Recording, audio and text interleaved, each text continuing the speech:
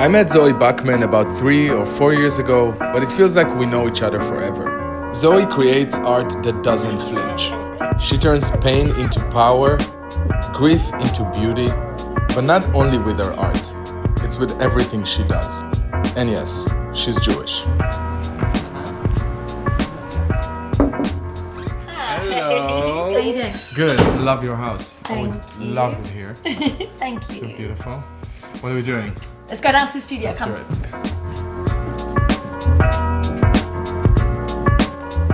Oh God. Welcome to my Changed studio, a baby. lot. I know a lot's changed since you last got here. I mean, so this room is always like finished work, so things come in and go out for shows, or I'll complete something and it comes back, and then my work in progress is back there. Hopefully that's also changed since you were last here. So much work is completed though. Yeah. Right? I saw this one, I think. This one you saw, yeah. Can you remind me about this one? Yeah, so this was part of my last show in New York. It's a depiction of two girlfriends of mine, one who was going through this heartbreak and I was tending to her. The show was called Tended, and I was looking at these sort of moments between women, these more quiet moments. It's painted, and then a whole load of hand embroidery, and then this kind of applique. I don't know, it looks like it takes years to make something like this. Yeah, it felt like it took me about 50 years. In actuality, it was like 6 to 7 months. It's amazing. So you're like sewing and you're painting and you're putting things up. You need to tell me about the process. Like what, ideas come to you and you just do it? I mean, so all my work is autobiographical. Right. I've always worked with text. Hi, Tucker. This is Tucker. He's not usually allowed down here, but I work with text, mainly my own writing, but sometimes different like poets or lyrics and stuff. Was it over there? There was something with like lyrics or? Yeah, so these lingerie pieces, these are all vintage lingerie. I work with found objects pretty much exclusively. Touch it, right? Yeah, touch anything you want, it's all good. I hand embroidered over 90 pieces of vintage lingerie with lyrics. On this one, this was Tupac's poetry, which was very actually pro-choice and affirming, and he said things like, you know, if a man can't make one, he has no right to tell a woman when and where to create one. So I was really looking at language and like the language that we grow up with and what we repeat to ourselves. But you also include so many people, you know, like here and this one, is it your relative? This is my nephew, right. Who was getting his hair cut in the kitchen. I snapped this picture of him and then painted it up. I also used Hebrew text, which I've just started to use. Correct me if I did it wrong, but it's supposed to say who by fire, who by water. Yes, mi ba'esh, mi ba'mayim.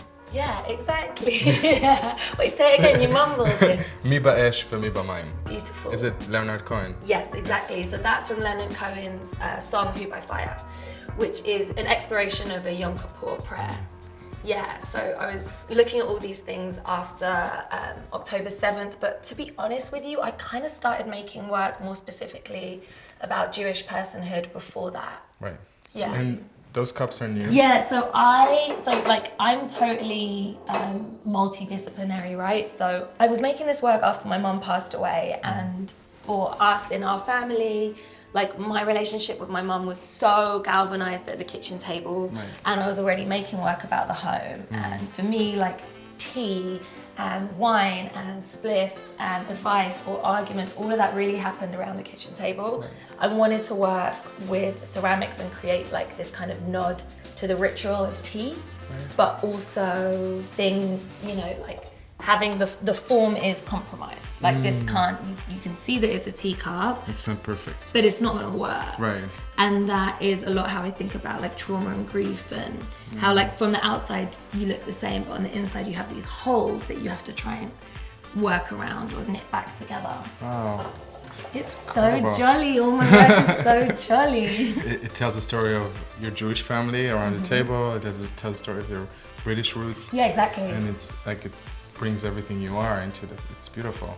So it's like one piece, or is it? I'm actually going to be showing them at the new museum in Nuremberg, and we're exploring different ways of exhibiting them there, because I might have them like hanging from the ceiling like a lot of my work is. Right. Yeah. Why is that, the hanging from the ceiling? It's basically a way of like bringing this idea of the body and space into the work, because I think traditionally we're used to being like, oh, this is a painting or a photograph, I stand in front of it, it's flat on the wall, I don't have to like be around it. And a lot of my work is about like claiming space and taking up space, which is something I'm still learning how to do. Learning how to and trying to be comfortable as a woman. Right. Taking up my space and claiming my worth. I think you're right, like a lot of times, even with our conversations for the last few years, I feel like I know you forever, but like I hear in your voice sometimes that you're compromising yourself and your own well-being for others. Yes. Something you do. Yes, to I do. recognize 100% do that, yes. and I'm a people pleaser as well. And it's like, it's amazing. And I think I have that too, but that's why I can recognize it. I see you. Yeah, no, I hear you, but it's a hard thing to work on. Boundaries, right? Yeah. Unfucking our boundaries. You can leave that. You might have. We'll see. I want to see more. Yes. Come with me here after you, baby. This is also going to be at that museum show in Germany. Yeah, this one's super moving to me. This is a depiction of my mother. You're so close to her. Tell me about her. I get everything from her. I'm an artist because of her. She was a playwright and a writer. She was also a teacher. She was a mother to so many. Like, yes, she had 4 children, but she also had many people who considered her their mum, you know? Could you show me a bit about your process of like? So for these portrait works, I'll select like the tablecloth or whatever the textile is. Again, it's vintage, it's used, they've had lives in other homes. I like to think of myself as building stories on top of stories already. And then I will paint up these portraits or these moments, take it off the wall, do a bunch of sewing, often some applique, and then that gets framed. But I also work with these like sculptural elements with these boxing gloves that I've been using for actually quite a long time. Beautiful. So thank you, babe. So this is obviously a tali, a prayer shawl. Yeah, right. This was a Yemenite yarmulke that I cut up and deconstructed. Why the boxing gloves? So it was the run-up to the election of Donald Trump. And I'm hearing all of this talk about abortion and sexual violence and whatnot, and I felt like there's this mounting war on women. So I felt like I was fighting and I wanted to train in fighting, and I needed something to like channel my frustration. Right. So I started boxing. And then the minute I stepped into this boxing gym, which was this like underground Puerto Rican spot, and it's like dusty and grungy and dirty, and there's like, you know, there's the sound of someone wailing on a bag, and I was like, oh, I love it here. I love it. So this masculine environment, you loved it? Yes, I loved it. Which is fascinating. Yeah. I wish I could live in your brain for like a minute to understand what's going on there. Do you know, when I was little, I was always really jealous of my brothers that they got to wear the kippah when we would, on the very rare occasion that we would go to synagogue. Right. I'd be like, wait, they get hats? Wait, they get scarves and hats? They get what a do I fascinator? Yeah, exactly. Where's my, I want my bits. Can you show me how you sew? Yeah, I can show you how I sew. Here, look, come with me. Okay. I never sewed in my life. Me neither. Oh my God, same.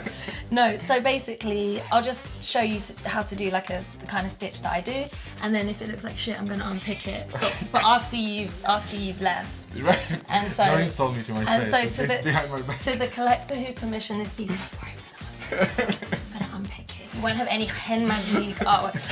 I like to work with. What if it's amazing? What if what I do now is going to be? If it's like amazing, can we like not go out to dinner afterwards? Instead, you just sit here and sew. I sit and do Bitch, all of I your am work. tired. Yes. Okay, so. What is this circle though? I see it. Oh yeah, that's the kind of loop that keeps it tight. These would normally be on the back of a piece of embroidery, right? But I start from the front.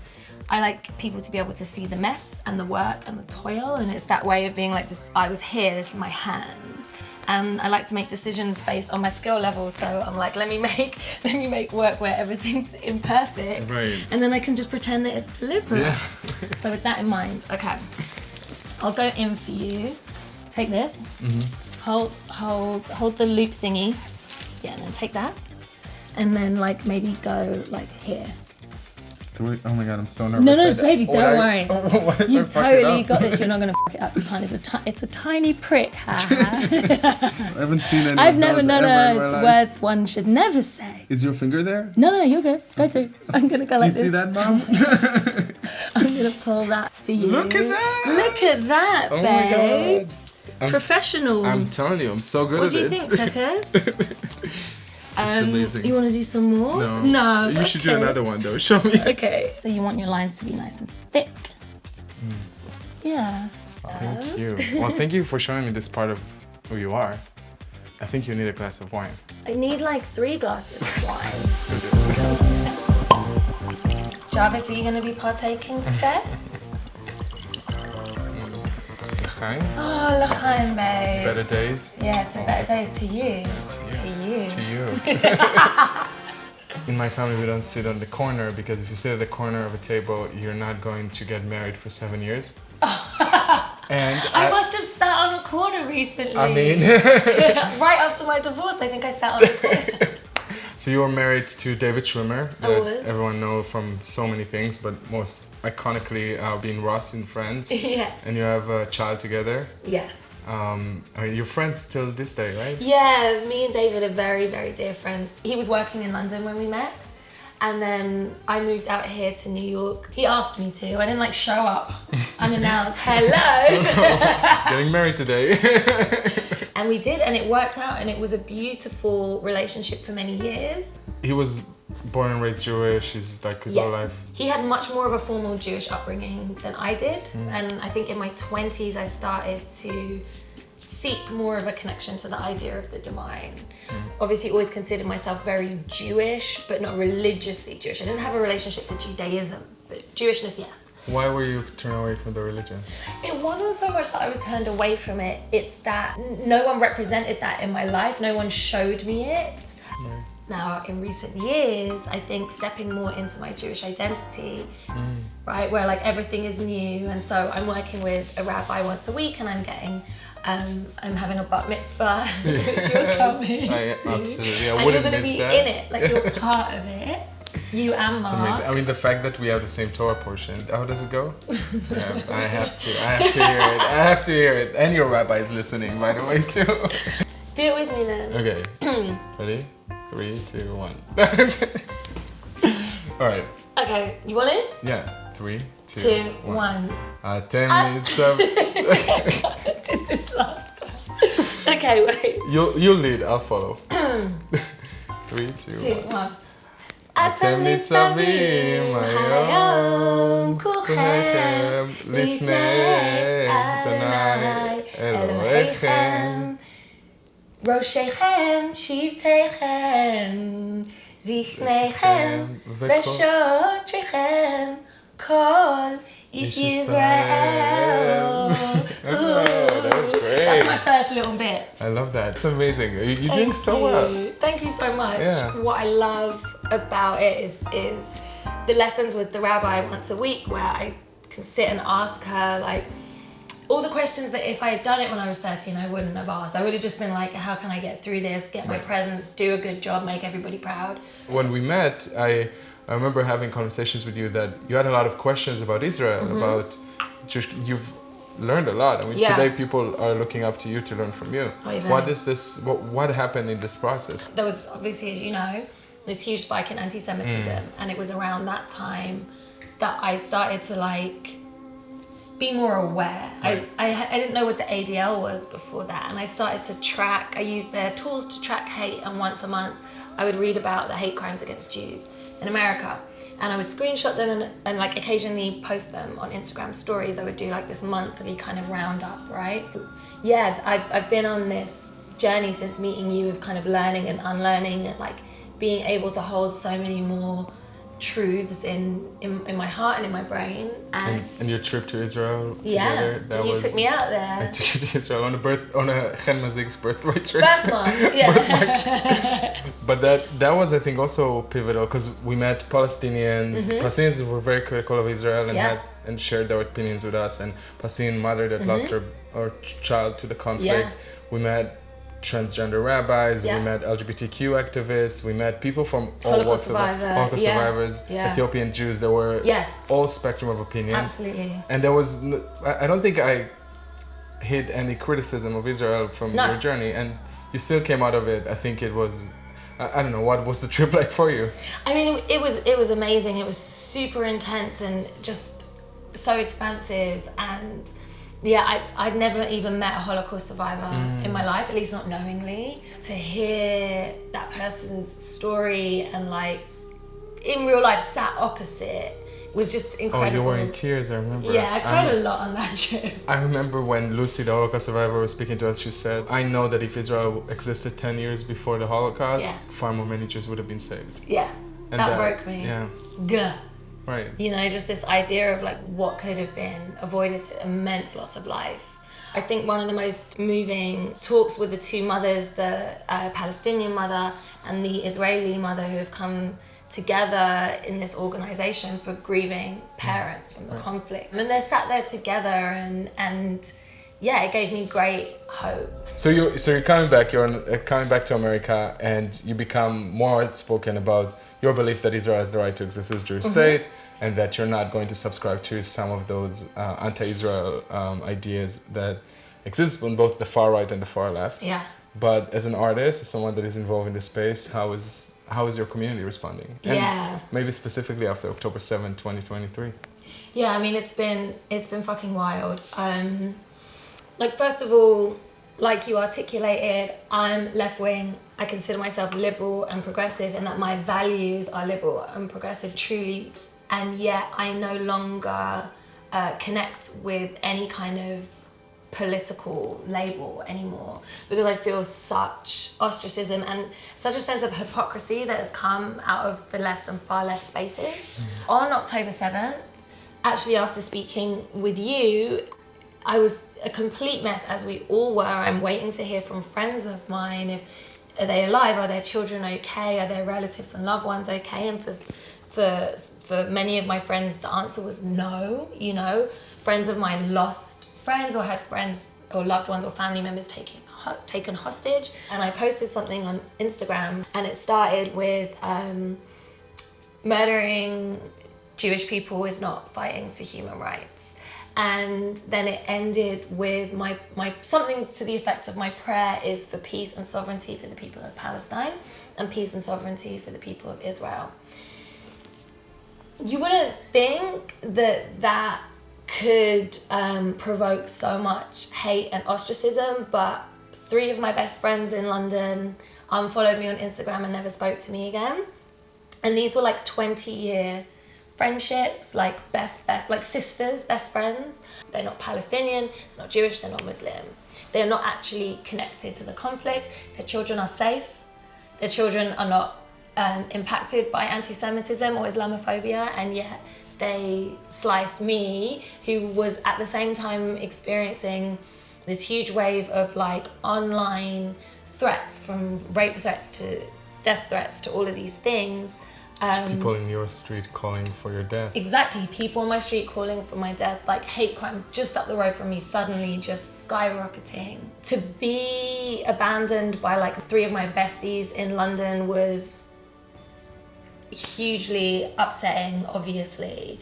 That these women, they probably would never consider themselves anti-Semitic, but something about my saying what I was saying or sharing what I was sharing was so incredibly disgusting to them. With saying that Jews shouldn't be killed. Yeah, saying that Jewish people shouldn't be killed is like disgusting to them. What do they think you should have said? I think that what they wanted or expected from me was that I said nothing. Then at the same time in my career, there was all sorts of madness going on there within the art world. You've experienced ostracism in the art world because of your stance that Jews should not be killed. I was cut out of the lives of many, curators, collectors, artists. My next solo show with my gallery was also cancelled indefinitely because they decided that they wanted to wait until London was less anti-Semitic, a decision that prompted me to leave the gallery. David has been quite outspoken in the last couple of years. Please welcome to the stage, David Schwimmer. Me and David are super aligned in our feelings about anti-Semitism and about this conflict. No one's asking you to solve the conflict in the Middle East. Just say that you stand with your Jewish friends, colleagues, and neighbors against hatred and discrimination. But then I'm drawing so much hope from people like you speaking up, and you're an inspiration for the entire Jewish community in the world. You are an amazing person, brilliant, innovator. You are a community builder. You are an activist. You are an artist. You are an incredible visionary. And you're also Jewish. What does that mean to you? What does being Jewish mean to me? Oof. Being Jewish means a sense of belonging. It means falling in line with values that I think are the most important values in the world and in humanity.